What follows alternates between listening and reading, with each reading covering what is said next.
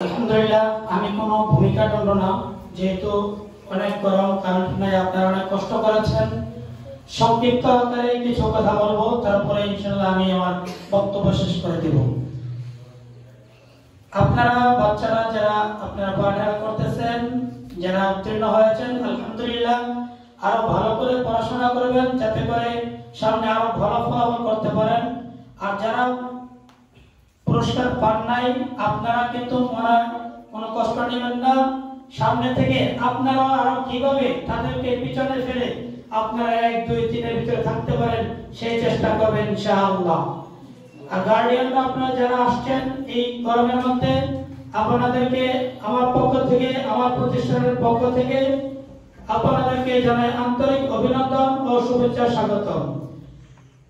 শেষ কথা হলো, এই মাদ্রাসার জন্য আপনারা দোয়া করবেন। আমি যেন আমার উস্তাদদেরকে নিয়ে, আমার মাদ্রাসা শিক্ষকদেরকে নিয়ে, আমার উস্তাদি মুহতারাম যারা আছেন ওনাদের সাথে পরামর্শ করে এই মাদ্রাসাকে যেন আল্লাহ তাআলা কবুল করেন এবং এই মাদ্রাসাকে আরো পড়ালেখার মান উন্নত করে রায়পুরের মধ্যে তথা সারা বাংলাদেশের মধ্যে যেন আমরা বাংলাদেশের লাল সবুজের পতাকাকে যেন আমরা উত্তোলন করতে পারি, সেই দোয়া করবেন আমাদের জন্য।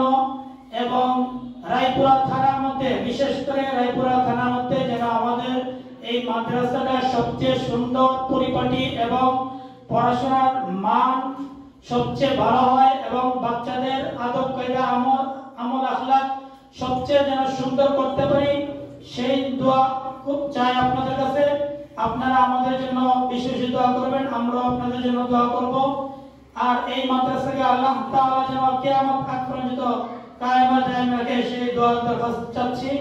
এই বলে আমি আমার সংক্ষিপ্ত বক্তব্য এখানে শেষ করছি। আসসালামু আলাইকুম ওয়া রাহমাতুল্লাহি ওয়া বারাকাতুহু।